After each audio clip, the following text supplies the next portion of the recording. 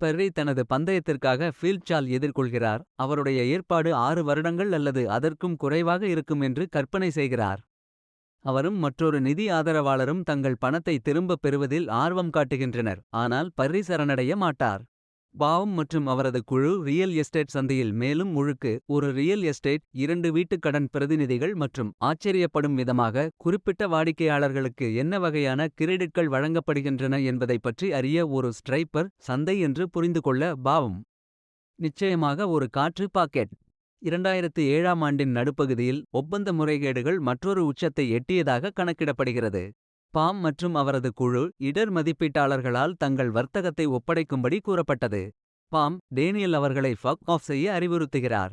இருவரும் standard and புவர்ஸின் அதிகாரியான Georgia சவுண்டை மெலிசா லியோ சந்தித்து சப்ரைம் அட்வான்ஸ்களில் வங்கிகளுக்கு ஏஏஏ விகிதங்களை வழங்குவதற்காக அவளை பார்பிக்யூ செய்தனர்.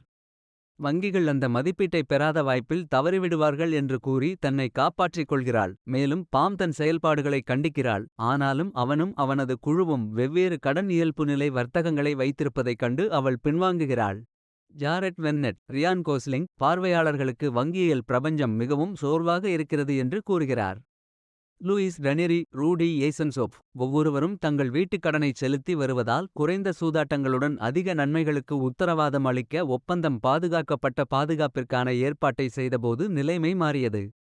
2008ஆம் ஆண்டு வரை உலகளாவிய பண நெருக்கடி ஏற்படும் வரை இது தரகர்களுக்கு மிகப்பெரியதாக இருந்தது. ஒரு சிறிய மக்கள் கூடி வருவதைக் கண்டதாக வென்னெட் கூறுகிறார். பின்வரும் காட்சியில் மியூச்சுவல் ஃபண்ட் அதிபர் மைக்கேல் பர்ரி கிறிஸ்டியன் பஞ்ச் தனது அலுவலகத்தில் ஒரு இளைஞர் நிபுணருடன் சந்திப்பு நடத்துவதை காட்டுகிறது. பர்ரி கூறுகையில் அதிகமாக பகிர விரும்புவதை தனது சிறந்த பாதி அவருக்கு தெரியப்படுத்துகிறது. நோயினால் தனது உண்மையான கண்ணை இழந்ததால் இளமை பருவத்திலிருந்தே கண்ணாடிக் கண் இருப்பதை பரிசோதிக்கிறார். கால்பந்து போட்டியில் விளையாடும் இளைஞனாகவும் கண்ணில் பட்டால் சங்கடப்படுபவராகவும் அவரை பார்க்கிறோம். 2001இல் தொழில்நுட்ப குமிழி எவ்வாறு வெடித்தது என்பதைப் பற்றி பர்ரி பேசிக்கொண்டே இருக்கிறார். ஆனாலும் ரியல் எஸ்டேட் சந்தை உயர்ந்தது. அவர் அந்த இடத்திலேயே தேர்வாளரை அழைத்து முக்கிய 20 விற்பனை ஒப்பந்த பத்திரங்களின் தீர்வறிக்கையை பெற அவருக்கு கற்பிக்கிறார். பிரிண்ட் பாம் ஸ்டீவ் கேரல் தனது வங்கியின் ஓவர் டிராஃப்ட் உத்திகள் மற்றும் அவர் எவ்வாறு செயல்படும் நபர்களை ஏமாற்றுகிறார் என்பது தொடர்பாக சில்லறை முதலீட்டாளரிடம் பெற்ற அனுபவத்தைப் பற்றி எல்லோரிடமும் பிடித்துக்கொள்வதன் மூலம் இம்ப்ரிண்ட் பாம் ஸ்டீவ் கேரல் கூட்டத்தின் மீது கட்டுப்பாட்டை பெறுகிறார். பாம் மகத்தான வங்கிகளில் பணிபுரியும் நபர்களை வெறுக்கிறார். குறிப்பாக அவரது உடன்பிறந்தவர் ஏமாற்றப்பட்டதைத் தொடர்ந்து அனைத்தையும் முடித்த பிறகு. பின்னர் அவர் தனது சிறந்த பாதியான சிந்தியாவை மரிசா டோமி அழைக்கிறார். அவருடைய சீற்றத்தை தெரிவிக்க அவர் தனது வேலை செய்யும் இடத்தை விட்டு வெளியேற வேண்டிய புள்ளிவிவரங்களைப் பற்றி தெரிந்து கொள்ள பழகினார். பாம் மற்றொரு நபரிடமிருந்து ஒரு டாக்ஸியை எடுத்துக்கொள்கிறார். பர்ரி தனது வேலையை செய்து அவர் கோரிய தீர்வை தணிக்கை செய்கிறார். ரியல் எஸ்டேட் சந்தையானது சப்ரைம் கிரெடிட்களால் ஆதரிக்கப்படுவதை அவர் கண்டறிந்தார். அதில் வாடிக்கையாளர்கள் குறைந்த வருமானம் தருகிறார்கள். பின்னர் அவர் ரியல் எஸ்டேட் சந்தைக்கு எதிராக பந்தயம் கட்டலாம் மற்றும் அதன் மூலம் பயனடையலாம் என்று முடிவு செய்தார். சப்ரைம் கிரெடிட் என்றால் என்ன என்பதை சரியான முறையில் புரிந்து கொள்ள வென்னெட் உண்மையில் விவரிக்கிறார். ஒரு பெண்மணி மார்கோட் ராபி ஸ்க்ரப்பிங் செய்து ஷாம்பெயின் குடித்துவிட்டு அந்த சப்ரைம் என்பது பூப் என்பதை குறிக்கிறது. மேலும் வங்கிகள் அவற்றை உருவாக்கியது. அவர்களின் ஏற்பாடுகளில் அதிக வீட்டுக் கடன்களை சேர்க்கவும். பர்ரி கோல்ட்மேன் சாட்சில் தொடங்கி பல்வேறு வங்கிகளுக்குச் சென்று பத்திரங்கள் சிதைந்துவிடும் சாத்தியக்கூறுகளை தெரிவிக்கவும் கடன் இயல்புநிலை வர்த்தக சந்தையை உருவாக்கவும். பத்திரங்கள் பத்திரமாக இருப்பதாக நினைத்து நிதியாளர்கள் அவனது பந்தயம் மூலம் சுருட்டுகிறார்கள். பர்ரியின் மேலாளர் லாரன்ஸ் ஃபீல்ட்ஸ் ட்ரேசி லெட்ஸ் அவரது ஏற்பாட்டால் வருத்தப்படுகிறார். ஏனெனில் அது அவர்களின் சொந்த வியாபாரத்தை எப்படி நடத்தும் என்ற சித்தப்பிரமை பயம். வெனட் பர்ரியின் பரிவர்த்தனைகளைப் பற்றி அறிந்து கொள்கிறார். பின்னர் பாம் மற்றும் அவரது நிதி ஆதரவாளர்களான டேனி மோசஸ் ரேஃப் ஸ்பால் டூர்மன் காலின்ஸ் ஹமிஷ் லிங்க்லேட்டர் மற்றும் வின்னி டேனியல் ஜெர்மி சாலிட் ஆகியோரை சந்திக்கிறார். பயங்கரமான பத்திரங்கள் ஒவ்வொன்றும் சிடிஓக்களில் கால்லாட்டராலிசேட் ஒப்ளிகேஷன் கமிட்மெண்ட்ஸ் இணைக்கப்படலாம் என்பதை அவர் உணர்த்துகிறார். வென்னட் எங்களை அந்தோனி போர்ட்டைனிற்கு அழைத்துச் சென்று சிடிஓ களை அழித்து அதிகமாக விற்பனை செய்யாத நிறைய மீன்களில் இருந்து ஒரு மீன் ஸ்டவ் தயாரிப்பதற்காக மாற்றினார். வென்னட் வெளியேறிய பிறகு பாம் மற்றும் அவரது குழுவினர் அவரது வார்த்தைகளை தீவிரமான முறையில் நடத்துவது பற்றி சிந்திக்கிறார்கள். ஜேபி மோர்கன் பர்சியூவில் இருந்து ஒருவரை சந்திப்பதற்காக இளைஞர்கள் நம்பிக்கையுடன் கூடிய நிதி ஆதரவாளர்களான சார்லி கெல்லர், ஜான் மகரோ மற்றும் ஜேமி ஷிப்லி, ஃபின் விட்ராக் ஆகியோரை சந்திக்கிறோம். ஆயினும் கூட ISDA ஏற்பாடு இல்லாமல் அவர்கள் வெகுதூரம் செல்ல மாட்டார்கள். தடுக்கப்பட்ட அவர்கள் அந்த நேரத்தில் ரியல் எஸ்டேட் சந்தை எப்படி ஒரு ஏர் பாக்கெட் என்று வெனட்டிடமிருந்து ஒரு சுருதியை கண்டறிந்தனர். ஷிப்லி அவர்கள் அதை எப்படி பார்த்தார்கள் என்பது முற்றிலும் துல்லியமான சித்தரிப்பு அல்ல. அவர்கள் கிரெடிட் டிஃபால்ட் டிரேட் மோகத்துடன் குழுவில் சேர தேர்வு செய்து பதவி விலகும் தரகர் பென் ரிக்கெட்டை பிராட் பிட் அவர்களுக்கு உதவப் பெறுகிறார்கள். ஏனெனில் அவர்கள் இதிலிருந்து பயனடைய வேண்டிய பரிமாற்றங்களைப் பற்றி சிந்திக்கக்கூட நடைமுறையில் இல்லை. மோசஸ் மற்றும் காலின் சக்கம்பாக்கத்திற்குச் சென்று அப்புறப்படுத்தப்பட்ட வீடுகளை கண்காணிக்கின்றனர். குத்தகைதாரர் தனது குழந்தையுடன் வெளியேற்றப்படுவதைப் பற்றி அவர்கள் வலியுறுத்துகிறார்கள். மோசஸ் மற்றும் காலின்ஸ் சமையலறையில் கடந்த கால அறிவிப்பு காகிதத்துடன் வீட்டிற்குள் நுழைகிறார்கள். பின்னர் குளத்தில் முதலையுடன் வீட்டிற்குள் நுழைகிறார்கள்.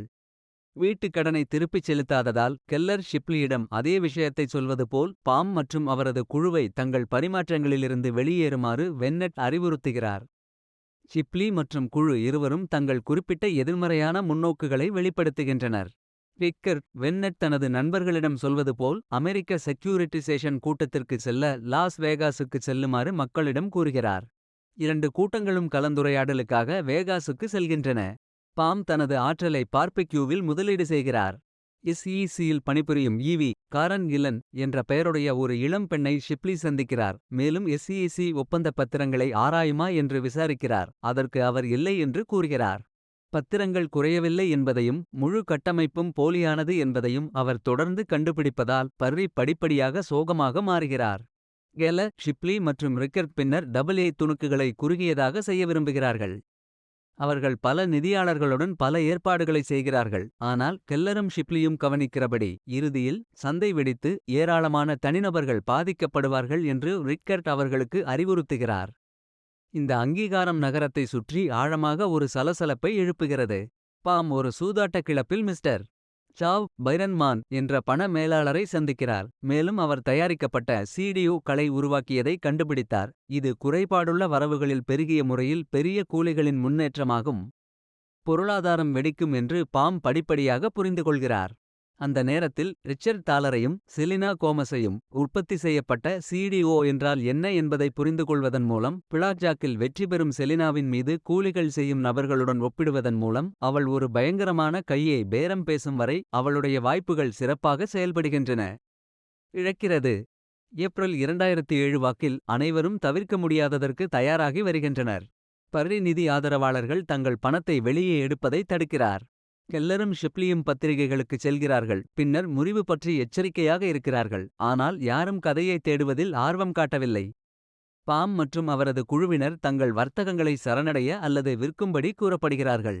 எதிர்பார்த்தபடி 2008ஆம் ஆண்டின் இறுதியில் சந்தை பொருளாதாரம் வீழ்ச்சியடைந்தது. இருப்பினும் குறும்படங்களில் ஈடுபட்டிருந்த பெருமளவிலானோர் வர்த்தகத்தில் இருந்து பெரும் பயனடைந்துள்ளனர். இருப்பினும் அவர்களில் ஒருவர் கூட அதில் மகிழ்ச்சியடையவில்லை. ஒரு சில வங்கிகள் மூடத் தொடங்குகின்றன. பர்ரி ராஜினாமா செய்தார். மேலும் அவரது புலனாய்வாளர்களில் ஒருவர் 7 முதல் 11 வரை என்ற நிலையில் புதிய நிலையை எடுக்கிறார். மோசஸ் மற்றும் காலின்ஸ் முன்பு சென்ற அந்த நபர் தற்போது தனது சிறந்த பாதி மற்றும் குழந்தையுடன் ஒரு வேனில் இருந்து வருகிறார். கெல்லரும் ஷிப்லியும் கட்டமைப்பில் நம்பிக்கையை இழந்துவிட்டனர். பாம் ஒரு பிணை எடுப்பு நிகழும் என்று குறிப்பிடுகிறார். இது செல்லுபடியாகும் என்று வென்னட் கூறுகிறார். மேலும் வங்கிகள் தங்கள் தோள்களை காப்பாற்றி குடியேற்றவாசிகள், ஏழை மக்கள் மற்றும் பயிரினர்கள் மீது பயங்கரமான விஷயங்களை வைத்தன. டேனியல் அந்த நேரத்தில் அவர்கள் தங்கள் வர்த்தகங்களை விற்க வேண்டும் என்று பாமுக்கு தெரியப்படுத்துகிறார். ஆனால் அது வங்கிகளைப் போலவே அவர்களை மோசமாக்கும் என்று பாம் நினைக்கிறார். இருப்பினும் டேனியல் வேறு ஏதாவது கூறுகிறார். பாம் அந்த நேரத்தில் அவை அனைத்தையும் விற்குமாறு அவனுக்கு அறிவுரை கூறுகிறான். நில மதிப்புகள், நன்மைகள், இருப்புக்கள், 401k முதலீட்டு நிதிகள் மற்றும் பத்திரங்கள் ஆகியவற்றிலிருந்து 5 டிரில்லியன் ரூபாய்கள் முறிவுக்குப் பிறகு மறைந்துவிட்டன என்பதை கடைசி உரை ஆய்வு செய்கிறது. 8 மில்லியன் தனிநபர்கள் தங்கள் பதவிகளை இழந்தனர். 6 மில்லியன் பேர் தங்கள் வீடுகளை இழந்தனர். அது பிரத்யேகமாக அமெரிக்காவில் இருந்த மார்க் பாம் நான் சொன்னேன் என்று கூறவில்லை. மேலும் அவரது குழு அவர்களின் சொத்தை ஒன்றாக இயக்குகிறது. சார்லி கெல்லர் மற்றும் ஜேமி ஷிப்லி ஆகியோர் மதிப்பீட்டு நிறுவனங்கள் மீது வழக்கு தொடர முயன்றனர். ஆனால் பணியிடங்களில் இருந்து வெளியேற்றப்பட்டனர். ஷிப்லி உண்மையில் பிரவுன்ஃபீல்டை நடத்துகிறார். ஆனால் கெல்லர் ஒரு குடும்பத்தை தொடங்க சார்லோட்டிற்கு சென்றார். பின் ரிக்கர்ட் ஒரு தோட்டத்தில் தனது சிறந்த பாதியுடன் வாழ்கிறார். மைக்கேல் பர்ரி பொது அதிகார சபையை சில முறை அணுகி, முறிவை அவர் எப்படி எதிர்பார்த்தார் என்று யாராவது அவரிடம் கேட்பார்களா என்பதைச் சரிபார்க்கவும். யாரும் பதிலளிக்கவில்லை. இருப்பினும் அவர் FBI ஆல் பலமுறை பரிசோதிக்கப்பட்டார். அவர் தற்போது வளங்களை தண்ணீரில் போடுகிறார். 2015ஆம் ஆண்டின் தற்போதைய நாளில் ஒரு சில பெரிய வங்கிகள் தங்கள் பெருநிறுவன ஆர்வத்தில் வெளிப்படையாக எதையும் எடுக்கவில்லை. CDOக்களில் பில்லியன்களை விற்கத் தொடங்கின.